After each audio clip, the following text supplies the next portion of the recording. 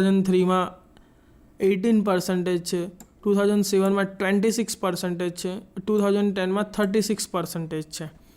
તો આપણને આ યુઝર્સ વાઇઝ આપણને અહીંયા ચાર્ટ ડિસ્પ્લે થયેલો જોવા મળે છે. અહીંયા આપણે લેઆઉટ ચેન્જ કરવામાં આવે તો આપણને ખ્યાલ આવે કે કેટલા ટકા યુઝર્સે કયું વર્ઝન યુઝ કર્યું છે આપણને ખ્યાલ આવે.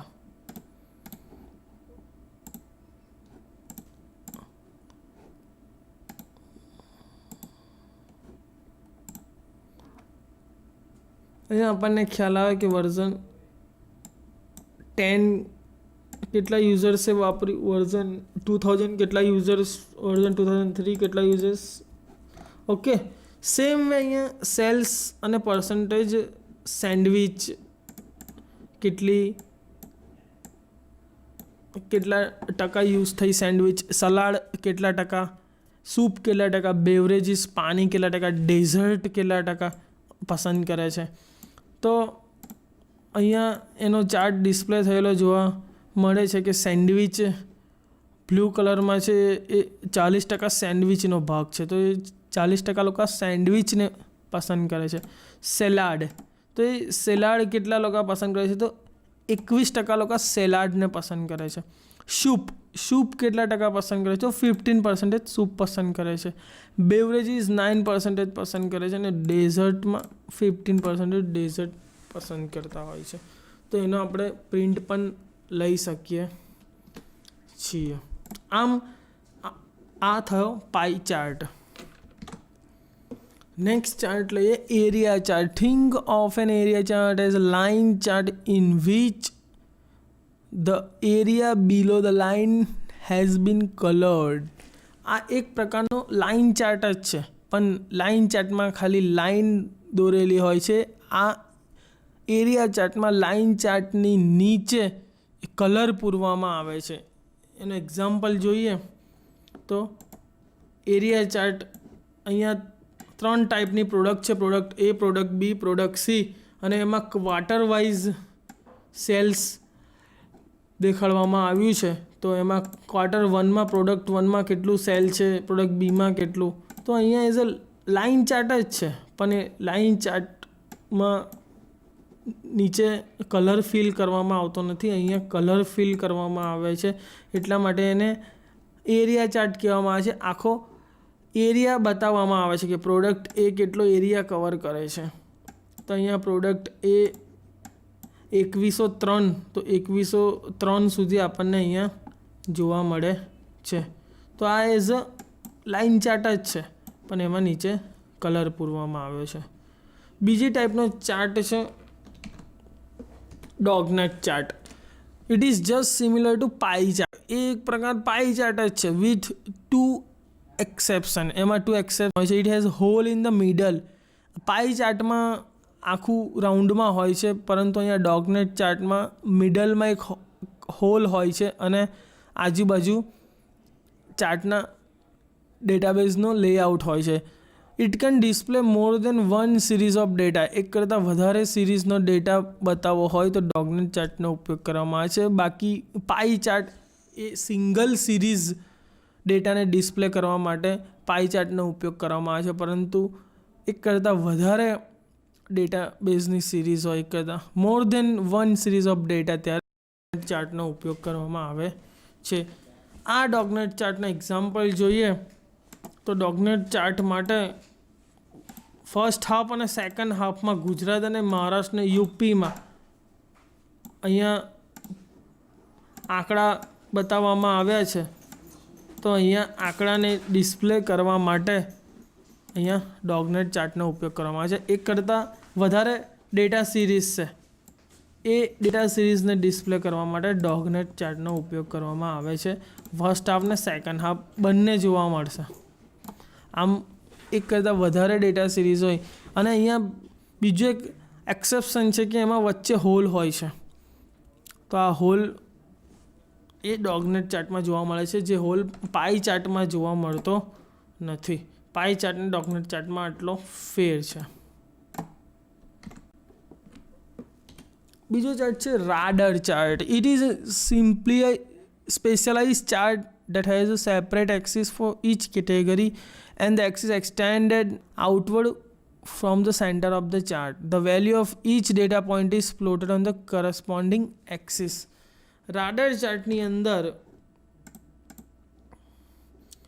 આપણને સ્પેશિયલાઇઝ ચાર્ટ છે that has a separate axis for each category. દરેક કેટેગરીનો સેપરેટ એક્સિસ હોય છે અને the value of each data point is plotted on the corresponding axis.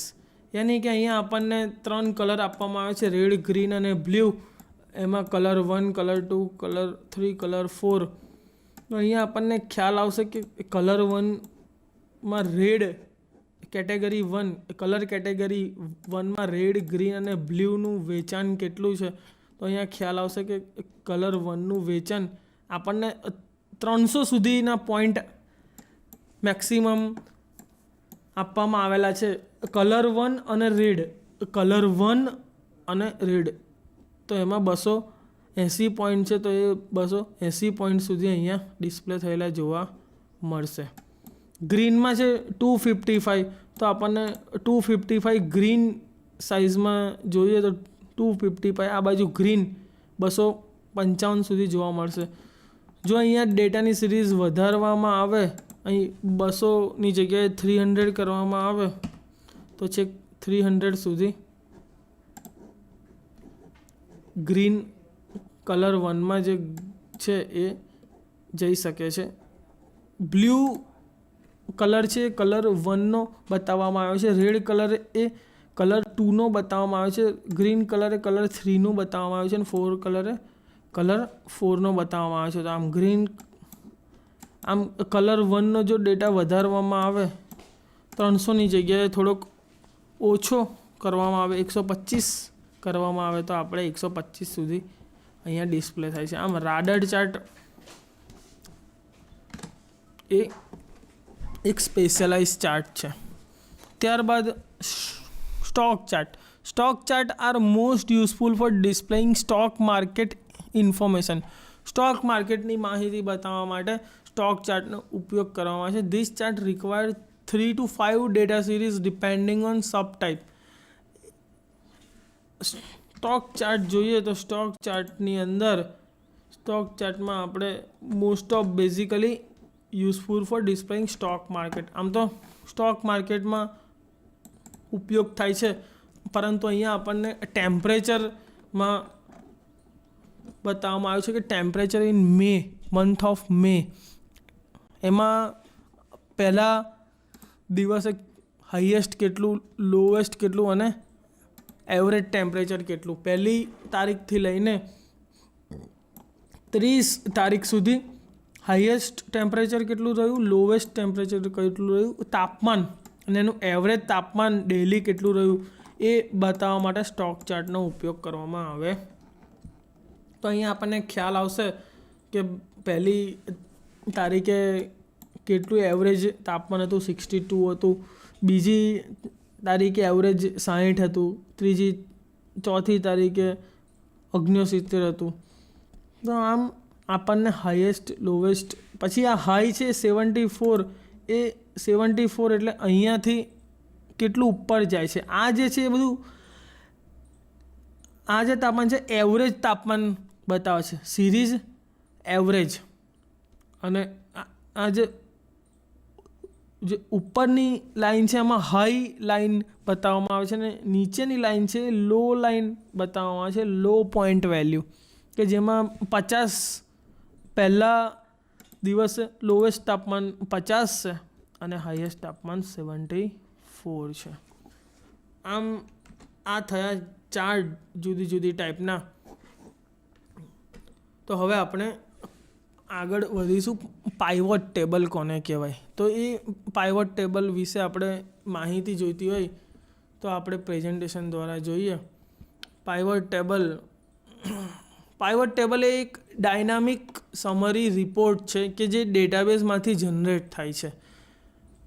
ડેટાબેઝમાં એક કરતાં વધુ રોઝ અને કોલમ્સમાં રહેલા નંબર્સને મિનિંગફુલ પ્રેઝન્ટેશનમાં ફેરવવાનું કામ પાઇવોટ ટેબલ કરે છે. ડેટાબેઝમાં એક કરતાં વધારે રો અને એક કરતાં વધારે કોલમમાં નંબર રહેલા હોય, આંકડા રહેલા હોય, પરંતુ એ આંકડાને મિનિંગફુલ પ્રેઝન્ટેશનમાં ફેરવાનું કામ એ પાઇવોટ ટેબલનું છે. પાઇવોટ ટેબલ દ્વારા ડેટાબેઝમાં રહેલ કોઈપણ ડેટાનું સબ ટોટલ પણ કરી શકાય છે. ફક્ત માઉસના એક ક્લિક માત્રથી વર્કશીટમાં રહેલ ડેટાબેઝને આકર્ષક રિપોર્ટમાં ફેરવી શકાય છે. ફોર એન એક્ઝામ્પલ ફર્સ્ટ, પહેલો એક્ઝામ્પલ આપણે જોઈએ પાઇવોટ ટેબલ વિશે. તો અહીંયા આપણને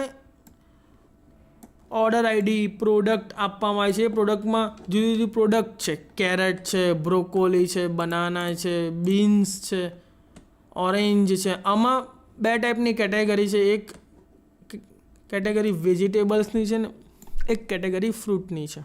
એમાં ડેટ વાઇઝ, કન્ટ્રી વાઇઝ કેટલા રૂપિયાનું વેચાણ થયું એના આંકડા બતાવવામાં આવેલા છે. અને આપણે પાઇવોટ ટેબલમાં જોઈએ તો પાઇવોટ ટેબલ અહીંયા તમને જોવા મળશે. રો લેબલ, ધારો કે સૌપ્રથમ ડેટાબેઝને સિલેક્ટ કરો. સિલેક્ટ કર્યા બાદ ઇન્સર્ટમાં પાઇવોટ ટેબલ પર ક્લિક કરવામાં આવે, પાઇવોટ ટેબલ, અને એની રેન્જ સિલેક્ટ કરવામાં આવે. ન્યૂ વર્કશીટ પર ઓકે ક્લિક કરવામાં આવે તો આપણને અહીંયા એક પાઇવોટ ટેબલનું ફિલ્ડ લિસ્ટ જોવા મળશે. આ ફિલ્ડ લિસ્ટમાં આપણે કોલમ લેબલમાં શું બતાવવા માંગીએ છીએ, રો લેબલમાં શું બતાવવા માંગીએ છીએ ને કઈ વેલ્યુનું સબ ટોટલ કરવા માંગીએ છીએ એ અહીંયા આપણે જોઈ શકીએ છીએ. ધારો કે આપણે સબ ટોટલ કરીશું અમાઉન્ટનું, તો અહીંયા સબ ટોટલ કરી શકાય છે. આપણા શીટમાં કેટેગરી અને પ્રોડક્ટ છે, તો આપણે આ પ્રોડક્ટ કેટેગરી વાઇઝ આપણે સબ ટોટલ જોઈતું હોય તો કેટેગરી વાઇઝ આપણે ફ્રૂટ અને વેજીટેબલની કેટેગરી વાઇઝ સબ ટોટલ કરી શકાશે. અને કોલમમાં આપણે પ્રોડક્ટ મૂકી શકીએ તો કોલમમાં પ્રોડક્ટ ડિસ્પ્લે થશે અને રોમાં કેટેગરી ડિસ્પ્લે થશે અને એનું સબ ટોટલ ડિસ્પ્લે થશે. આમ આપણને અહીંયા જોઈ શકાય છે કે પાઇવોટ ટેબલ અહીંયા તૈયાર થઈ ગયો. આના ફોન્ટની સાઇઝ પણ વધારી શકીએ છીએ.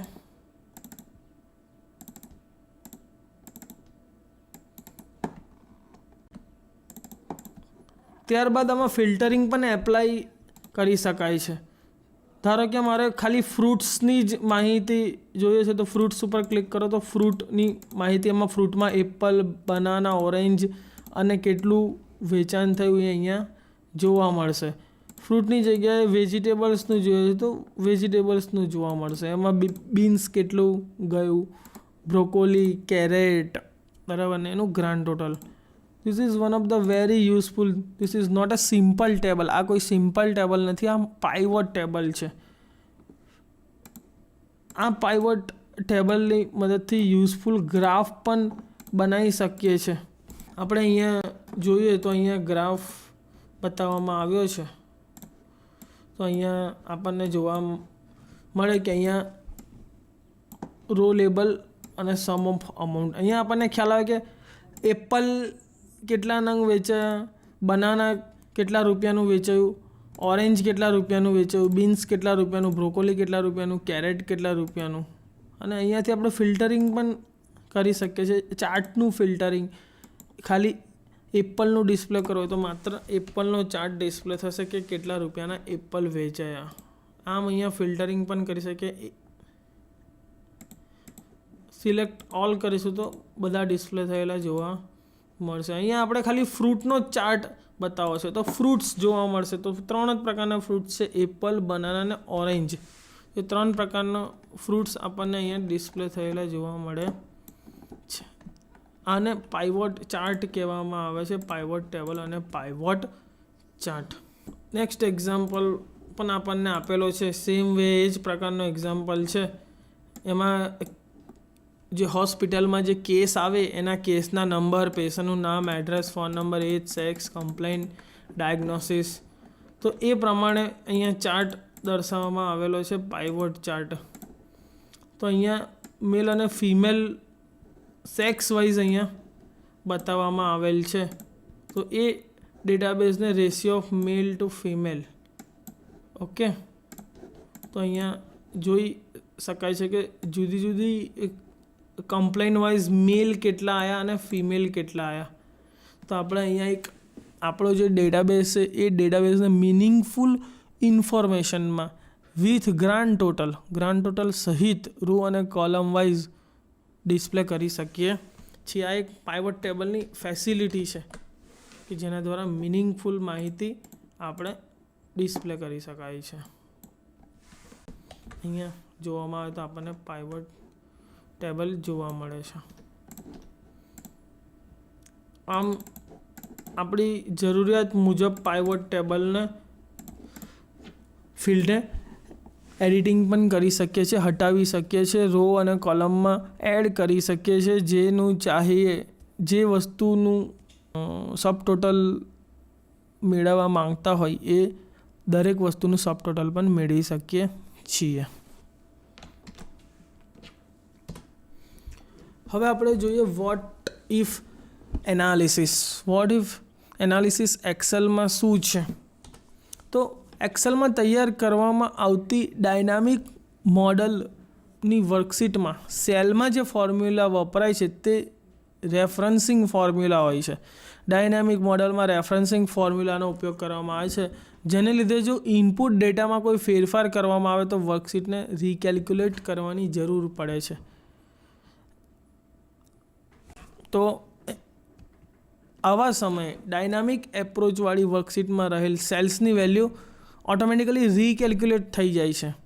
જ્યારે તમે ખૂબ જ સિસ્ટમથી અને ખૂબ જ સાવચેતીપૂર્વક કોઈ ફેરફાર કરી રહ્યા હો તો તમે વોટ ઇફ એનાલિસિસ કરી રહ્યા છો એવું કહેવામાં આવે છે. વોટ ઇફ એનાલિસિસ શું છે? તો એ એક પ્રોસેસ છે જેના દ્વારા તમે જુદા જુદા પ્રશ્નો પૂછી શકો છો અને તે મુજબનું રીકેલ્ક્યુલેશન ઓટોમેટિક કરી શકો છો. અહીંયા લખ્યું છે what if the interest rate on the loan changes to 8.10% rather than 8%. એટલે કે વ્યાજનો દર, લોન ઉપરનો જે વ્યાજનો દર એ 8%ની જગ્યાએ 8.10% થઈ જાય તો શું થાય? તો vote if, that is the question. એટલે આ એક ક્વેશ્ચન છે. આને વોટ ઇફ એનાલિસિસ કહેવામાં આવે છે ને એના ઉપર ખૂબ જ સાવચેતીપૂર્વક ફેરફાર કરી રહ્યા હોય ત્યારે તેને વોટ ઇફ એનાલિસિસ કહેવામાં આવે છે. 3 ટાઈપના વોટ ઇફ એનાલિસિસ છે. એક manual vote if analysis using data table અને સિનારીઓ મેનેજર. પહેલું છે manual vote if analysis. Manually vote if analysis કેવી રીતના થાય, ડેટા ટેબલથી વોટ ઇફ એનાલિસિસ કેવી રીતે થાય ને સિનારીઓ મેનેજરથી વોટ ઇફ એનાલિસિસ કેવી રીતે થાય. તો પહેલું જોઈએ મેન્યુઅલ વોટ ઇફ એનાલિસિસ. આ પ્રકારના એનાલિસિસમાં યુઝરના આઈડિયા મુજબ એક કરતાં વધારે ઇનપુટ સેલ અને એક કરતાં વધારે ફોર્મ્યુલા સેલ રહેલા હોય છે. કોઈ પણ વર્કશીટમાં 2 પ્રકારના સેલ હોય છે. એક તો ઇનપુટ સેલ અને આઉટપુટ સેલ. આઉટપુટ સેલ યાની કે ફોર્મ્યુલા સેલ. જો ઇનપુટ સેલમાં રહેલ વેલ્યુની વેલ્યુ ચેન્જ કરો તો ફોર્મ્યુલા સેલની વેલ્યુ ઓટોમેટિકલી રીકેલ્ક્યુલેટ થઈ જાય. આ મેન્યુઅલી રીકેલ્ક્યુલેશન, આ ફોર્મ્યુલા સેલમાં એ જે ફોર્મ્યુલા છે ઓટોમેટિક રીકેલ્ક્યુલેટ થઈ જાય જો તમે ઇનપુટ સેલમાંની વેલ્યુ ચેન્જ કરો તો. આને વોટ ઇફ એનાલિસિસ કહેવામાં આવે છે, મેન્યુઅલ વોટ ઇફ એનાલિસિસ. જુદા જુદા આઈડિયા મુજબના ઇનપુટ સેલમાં ચેન્જ કરી આઉટપુટ મેળવી શકાય છે. જે પ્રમાણેના આપણા આઈડિયા હોય તે પ્રમાણે ઇનપુટ સેલમાં ચેન્જ કરીને જુદી જુદી પ્રકારના આઉટપુટ મેળવી શકાય છે. આ પ્રકારના જુદા જુદા સિનારીઓ એપ્લાય કરી નવી વર્કબુકમાં સેવ પણ કરી શકાય છે. ધારો કે એક એક્ઝામ્પલ જોઈએ. અહીંયા આપણને કમ્પાઉન્ડ ઇન્ટરેસ્ટનો એક એક્ઝામ્પલ આપવામાં આવ્યો છે. એમાં લખ્યું છે કે ઇન્વેસ્ટેડ અમાઉન્ટ 1000 રૂપીઝ. જો તમે દર મહિને બેંકમાં 1000 રૂપિયા ભરો અને એનું ઇન્ટરેસ્ટ રેટ છે 5%. આપણે 5%ની જગ્યાએ અત્યારે જે કરંટ ચાલે છે 7.5%, એ 7.5% લેખે 12 મહિના સુધી આપણે બેંકમાં હજાર રૂપિયા ભરીએ છીએ. રિકરિંગ ખાતું ખોલાવીએ છીએ, દર મહિને 1000 રૂપિયા જમા કરીએ છીએ, એવા 12 મહિના સુધી હજાર રૂપિયા જમા કરીએ છીએ. અને કમ્પાઉન્ડેડ ઇન્ટરેસ્ટ રેટ છે 7.5%. એ 7.5% કેવી રીતે કેલ્ક્યુલેશન થાય છે? તો અહીંયા આપણને બિગિનિંગ બેલેન્સ છે આપણું 1000 રૂપિયા, એટલે 1000 રૂપિયા ભરીને ખાતું ખોલાવીએ છીએ. અને એમાં પહેલો મહિનો, બીજો મહિનો, ત્રીજો મહિનો, અહીંયા રૂપીસની જગ્યાએ મંથ લખવાના છે. જનરલ નંબર કરી દઈએ તો પહેલો મહિનો, બીજો મહિનો, ત્રીજો મહિનો, બરાબર. તો એ રીતે આપણને અહીંયા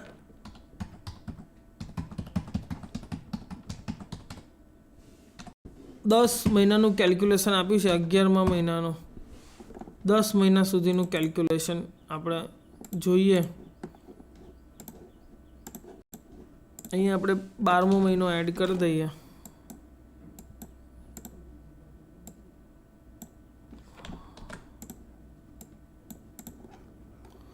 તો આ જે ઇન્ટરેસ્ટ છે એ આપણને 6.25% લેખે ગણવામાં આવ્યું છે ઇન્ટરેસ્ટ રેટ. તો ઇન્ટરેસ્ટની ફોર્મ્યુલા છે F2 યાની કે 1000 રૂપિયા multiply by B2 divided by 12, યાની કે જે આપણું બેલેન્સ છે, બરાબર, એના 7.5% ઇન્ટરેસ્ટ ગણવામાં આવે તો કેટલા રૂપિયા થાય છે ઇન્ટરેસ્ટ. તો એમાં પહેલા મહિને તો કોઈ ઇન્ટરેસ્ટ, બીજા મહિનાથી ઇન્ટરેસ્ટ ચાલુ થાય તો 6.25 રૂપિયા ઇન્ટરેસ્ટ મળે તો એનું બેલેન્સ થાય 1006.25. ત્રીજા મહિને કમ્પાઉન્ડ થાય 6.29 રૂપિયા, 7.5% લેખે, એટલે 1006.25ના 7.5% તો 6.29 રૂપિયા થાય અને એનું ટોટલ બેલેન્સ થાય 1012.54. હવે 1012.54ના 7.5% થાય 6.33 રૂપિયા, તો 6.33 રૂપિયા એડ થાય. આમ કમ્પાઉન્ડલી ઇન્ટરેસ્ટ અને આપણા 12 મહિનાના અંતે આપણે ભરાતા 1000 રૂપિયાને આપણને મળે છે. ટોટલ કેલ્ક્યુલેશન કરીએ તો એટલા રૂપિયા આપણને મળેલા જોવા મળશે, 12,421 રૂપિયા. ઓકે,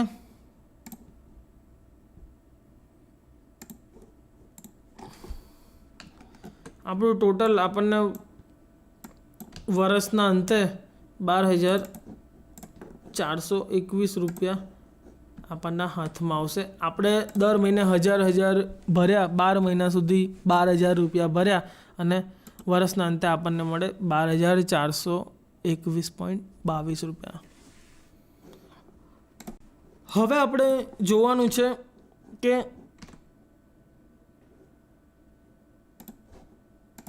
અને આપણે બંધ કરી દઈશું. આપણે જોવાનું છે મેન્યુઅલ વોટ ઇફ એનાલિસિસ. જો આ ઇન્ટરેસ્ટ રેટ 7.5%ની જગ્યાએ 8% થઈ જાય તો શું? તો આપણું જે એનાલિસિસ છે તો એ એનાલિસિસ અહીંયા જોવા મળે છે કે જો ઇન્ટરેસ્ટ રેટની વેલ્યુ 7.5%ની જગ્યાએ 8% થઈ જાય તો આપણો 449 રૂપિયા વ્યાજ મળે છે. અહીંયા 8%ની જગ્યાએ 9.5% થઈ જાય તો આપણને વ્યાજ મળે 536.54 રૂપિયા. આમ જુદી જુદી પ્રકારના ઇનપુટ નાખીને આપણે એની આઉટપુટ વેલ્યુ શું હશે એ મુજબ આપણે એનાલિસિસ કરી શકીએ છીએ. આને કહેવામાં છે મેન્યુઅલ વોટ ઇફ એનાલિસિસ, કે ઇનપુટ સેલમાં ચેન્જ કરવાથી આઉટપુટ સેલમાં શું ફેર પડે છે. તો આઉટપુટ સેલમાં 9.5% વ્યાજ દરની જગ્યાએ 10% વ્યાજ દર કરીએ તો આઉટપુટ સેલમાં શું ફેર પડે છે. તો આ પ્રક્રિયાને કહેવામાં આવે છે what if analysis, manual vote if analysis. Okay, બીજું વોટ ઇફ એનાલિસિસ છે. What if analysis through data table through vote if analysis કઈ રીતે કરી શકાય? તો ઇનપુટના આધારે બદલાતા જતા આઉટપુટની મદદથી બે ઇનપુટ વચ્ચે સરખામણી સરળતાથી કરી શકાય છે. ઇનપુટના આધારે બદલાતા જતા આઉટપુટની મદદથી બે ઇનપુટ વચ્ચેની સરખામણી સરળતાથી કરી શકાય. તો અહીંયા ડેટા ટેબલનો એક્ઝામ્પલ જોઈએ. એમાં ડેટા ટેબલમાં બે પ્રકારની સિરીઝ હોય છે, 1 વેરિયેબલ ડેટા ટેબલ અને 2 વેરિયેબલ ડેટા ટેબલ. એમાં પહેલું જોઈએ 1 variable data table. 1 variable data ટેબલમાં 25 લાખ રૂપિયાની લોન 10.75% લેખે 180 દિવસની આપણે લોન લઈએ છીએ. તો આપણે એનો હપ્તો કેટલો આવશે? તો 28,023 રૂપિયા એનો હપ્તો છે. આ હપ્તો દર મહિને 180 હપ્તામાં આપણે ભરવાનું હોય છે. તેનો હપ્તો સેમ રહે છે 28,023, પણ આ હપ્તામાં બે વસ્તુ સમાયેલી હોય છે, એક તો પ્રિન્સિપલ વેલ્યુ અને એક ઇન્ટરેસ્ટ રેટ. જેમ જેમ તમે હપ્તો ભરતો જાઓ તેમ તેમ વ્યાજ ઘટતું જાય અને એક સમય એવો આવે કે છેલ્લા હપ્તામાં તો ખાલી 250 રૂપિયા જ વ્યાજ રહે. એટલે જેમ જેમ તમે હપ્તા ભરતા જાઓ એમ એમ વ્યાજની વેલ્યુ ઘટતી જાય અને પ્રિન્સિપલની વેલ્યુ વધતી જાય, પ્રિન્સિપલ અમાઉન્ટની વેલ્યુ. એમ આપણા હપ્તા સેમ રહે. હવે આપણે જોઈએ projected value through data table. આ data table through projected value કઈ રીતે જોવાય? તો જો ઇન્ટરેસ્ટનો રેટ 10.75% હોય તો આપણને ખ્યાલ છે કે 10.75% હોય તો આટલા રૂપિયાનો હપ્તો આવે છે. પણ જો આ વ્યાજનો દર ચેન્જ થાય, ધારો કે 7.75% થયું, 8% થાય તો કેટલાનો હપ્તો હોય, 9% થાય તો કેટલાનો હપ્તો હોય, 10% થાય તો કેટલાનો હપ્તો હોય. કેમ કે હાઉસિંગ લોનમાં જેમ જેમ વ્યાજના દર વધતા જાય, ઘટતા જાય, તેમ તેમ એના હપ્તાની વેલ્યુ પણ વધતી જાય છે અને ઘટતી જાય છે. તો એ વેલ્યુ વધતી જાય છે અને ઘટતી જાય છે એના આંકડાનું એક ટેબલ છે કે આટલા ટકા હોય તો કેટલાનો હપ્તો આવે ને આટલા ટકાએ જાય તો કેટલાનો હપ્તો આવે. તો એના માટે vote if analysis through data table કરવું પડે. સૌપ્રથમ સિલેક્ટ કરો રેટ અને એની વેલ્યુને. સિલેક્ટ કર્યા બાદ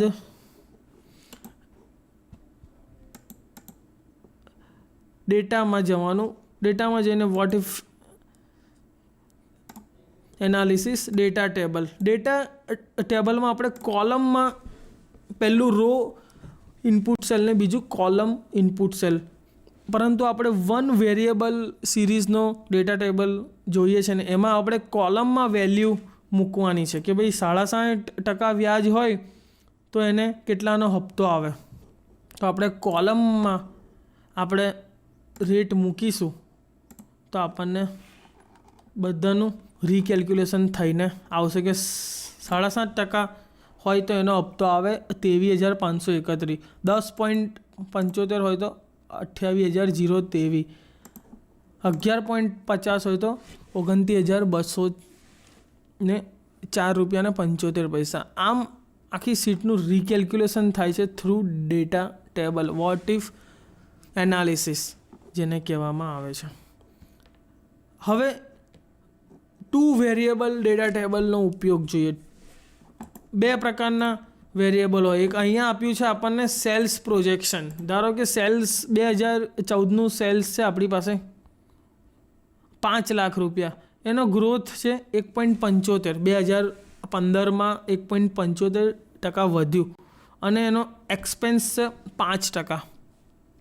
હવે આમ જોવા જઈએ તો સેલ્સ એક્સપેન્સની સામે એનો ગ્રોથ ખૂબ જ ઓછો છે. એટલે પ્રોજેક્ટેડ સેલ આપણું થશે 4,83,750. અહીંયા એક ફોર્મ્યુલા મૂકી છે કે B2 યાની કે sales plus growth 1.75% growth minus expenses, અને એને આપણે એડ કરીએ સેલ્સમાં તો આપણને પ્રોજેક્ટેડ સેલ્સ મળે.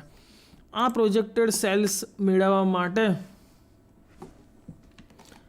આપણે અહીંયા જુદી જુદી ટાઈપના વેલ્યુ આપેલા છે. અહીંયા રોમાં આપણને આપેલી છે ગ્રોથ આપેલો છે અને અહીંયા આપણને એક્સપેન્સ આપેલો છે. આમ બે જુદી જુદી ટાઈપની વેરિયેબલ છે.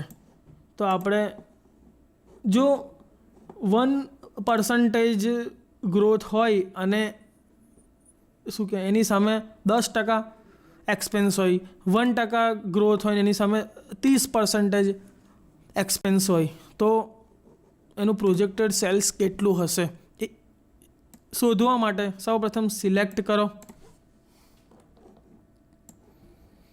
સિલેક્ટ કર્યા બાદ ડેટામાં vote if analysis, data table, એમાં રોની જે સેલ છે, રો ઇનપુટ સેલ, રોમાં આપણે એક્સપેન્સીસ જોવાના છે કે 10% હોય તો શું, 15% હોય તો શું, 20% હોય તો શું, 25 હોય તો શું, 30 હોય તો શું, 50% આપણું એક્સપેન્સ હોય તો શું.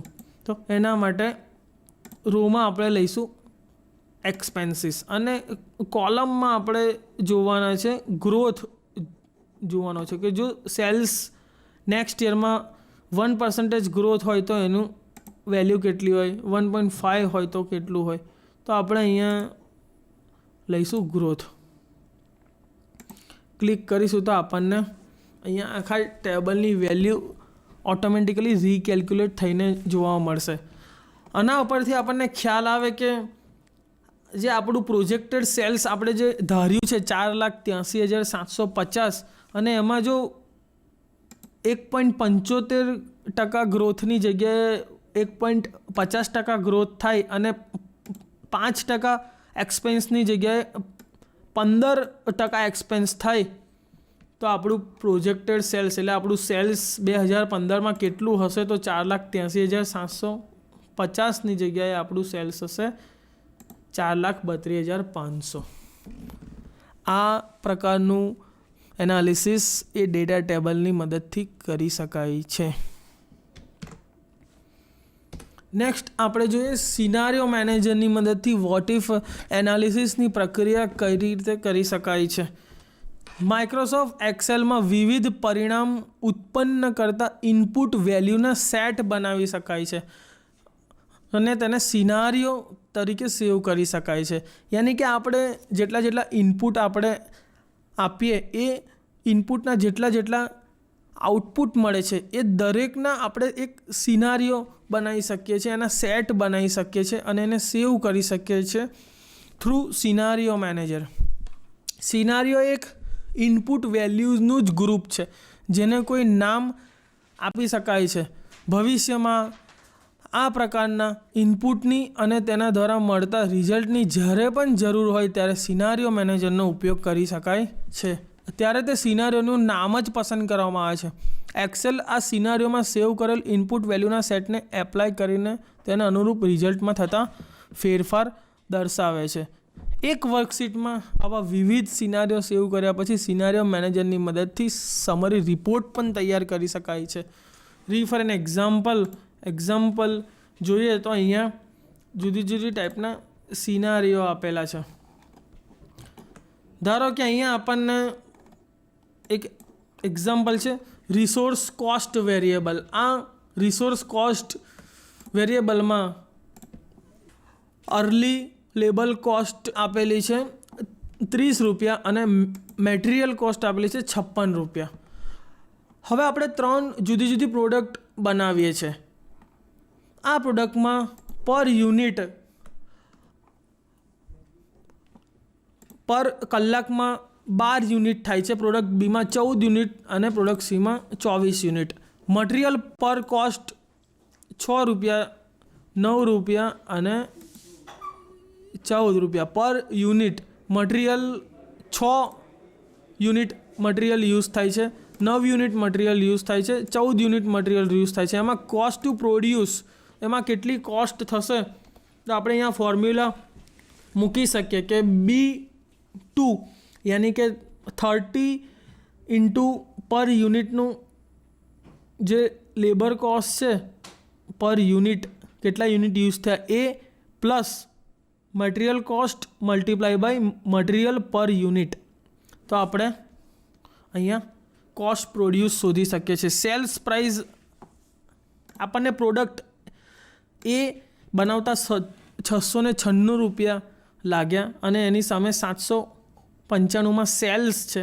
યુનિટ પ્રોફિટ આપણને 99 રૂપિયા છે.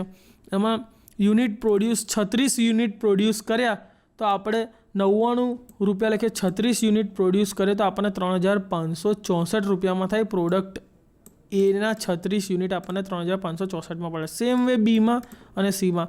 અને ટોટલ પ્રોફિટ આપણે જોવા જઈએ તો B13 જેમ D13 આટલો પ્રોડક્ટ એ પ્લસ પ્રોડક્ટ બી પ્લસ પ્રોડક્ટ સી એનો ટોટલ પ્રોફિટ છે 18,534 રૂપિયા. હવે આપણે જુદા જુદા સિનારીઓ અહીંયા મૂકી શકીએ છીએ કે અર્લી કોસ્ટ અને મેટિરિયલ કોસ્ટમાં જો વધઘટ હોય તો અહીંયા આપણે બેસ્ટ કેસ છે કે અર્લી કોસ્ટ 30 રૂપિયા, મટીરિયલ કોસ્ટ 56 રૂપિયા, worst case 39 rupees, material cost 61, most લાઇકલીમાં 35 ને 57. આપણે જુદા જુદા સિનારીઓ અહીંયા સેવ કરી શકીએ છીએ. તો આ સિનારીઓને સૌપ્રથમ ડેટામાં જાઓ, વોટ ઇફ એનાલિસિસ, સિનારીઓ મેનેજરમાં અહીંયા આપણે એડ સિનારીઓ, એમાં સિનારીઓનું નામ લખીએ બેસ્ટ કેસ. ધારો કે અહીંયા આપીએ બેસ્ટ કેસ 1. એમાં ચેન્જિંગ સેલ, કઈ સેલમાં ચેન્જ જોઈએ તો આપણે આ બે સેલમાં ચેન્જ જોઈએ અને અહીંયા આપો ઓકે. આપ્યા બાદ આપણને વેલ્યુ ટાઈપ કરવાનું પૂછે છે. તો 30 અને 56ની જગ્યાએ આપણે કઈ વેલ્યુ લખવી છે તો એ આપણે લખી શકીએ છીએ. 30 અને 56ની જગ્યાએ આપણે જોઈએ છે જે વેલ્યુ જોઈતી હોય. ધારો કે scenario manager add base case 1, અહીંયા ચેન્જિંગ સેલ B2 થી B3 અને અહીંયા આપણે લઈએ 3056 એડ કરી દઈએ. સેમ વે અહીંયા બીજો કેસ લઈએ વર્સ્ટ કેસ 1. અહીંયા આપણે ચેન્જિંગ સેલ B2 થી B3, અહીંયા આપણે ચેન્જિંગ લઈએ 3961 એડ કરી દઈએ. ત્રીજો કેસ લઈએ મોસ્ટ લાઇકલી કેસ, એમાં okay most likely case likely 1ની અંદર આપણે ચેન્જ કરીએ 35 અને 57 એડ કરી દઈએ. તો અહીંયા આપણને જોવા મળશે. ત્યારબાદ ક્વિક એક્સેસ ટૂલ બારમાં જઈને મોર કમાન્ડમાં જઈને આપણે કમાન્ડ નોટ ઇન રિબનમાં જઈને સિનારીઓ એડ કરવામાં આવે, ઓકે કરવામાં આવે તો આપણને અહીંયા સિનારીઓ જોવા મળશે. અહીંયા બેસ્ટ કેસ 1 કરીએ તો 56 છે, વર્સ્ટ કેસ કરીએ તો 39 અને 61 પ્રમાણે ટોટલ પ્રોફિટ કેટલો થાય અને મોસ્ટ લાઇકલી કેસ પ્રમાણે કે જેની અર્લી કોસ્ટ 35, મટીરિયલ કોસ્ટ 57 તો એના પ્રમાણે પ્રોફિટ કેટલો થાય આપણને જોવા મળે છે. હવે જોઈએ what if analysis in reverse. Goal seek શું છે? અમુક સમયે આપણે ઈચ્છિત રિઝલ્ટ મેળવવા માટે કેવા પ્રકારના ઇનપુટની જરૂર પડશે તે નક્કી કરવાની જરૂર પડે છે. આવા સમયે એક્સેલ મદદરૂપ થઈને ચોક્કસ રિઝલ્ટ મેળવવા માટે જરૂરી ઇનપુટ વેલ્યુ નક્કી કરી આપે છે. આમ વોટ ઇફ એનાલિસિસ કરતાં ઉલટું કામ કરે છે. જ્યારે કોઈ એક વેરિયેબલની કિંમતમાં ફેરફાર કરવાથી ફોર્મ્યુલામાં તેને અનુરૂપ ફેરફાર થઈને ઇચ્છિત રિઝલ્ટ મેળવવા માંગતા હોય તો ગોલ સિકનો ઉપયોગ કરવામાં આવે છે. જ્યારે આપણે અત્યાર સુધી આપણને ઇનપુટ વેલ્યુમાં ચેન્જ કરીએ અને ઇનપુટ સેલમાં ચેન્જ કરીએ તો એની સામે આઉટપુટ સેલ જે રીકેલ્ક્યુલેશન થતું હતું વોટ ઇફ એનાલિસિસ પ્રક્રિયાની મદદથી, પરંતુ અહીંયા એનાથી થોડુંક જુદું છે અને ઊંધું છે. બરાબર છે?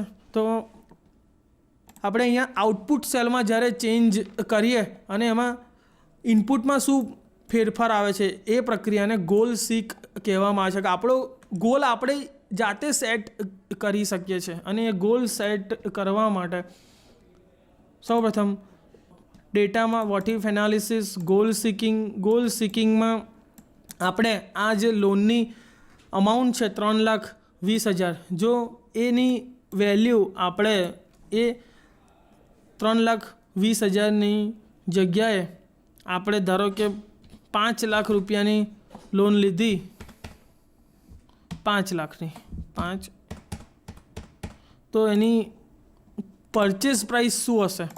તો આપણને રીકેલ્ક્યુલેટ થઈને આન્સર જોવા મળે છે કે એની પરચેસ પ્રાઇસ 6,25,000 રૂપિયા હશે. આમ આ ગોલ સિકિંગ થયું. જોઈએ તો આપણે વોટ ઇફ એનાલિસિસ અને ગોલ સિકિંગ ખૂબ જ સારી રીતે શીખ્યા. તે બદલ આપનો આભાર.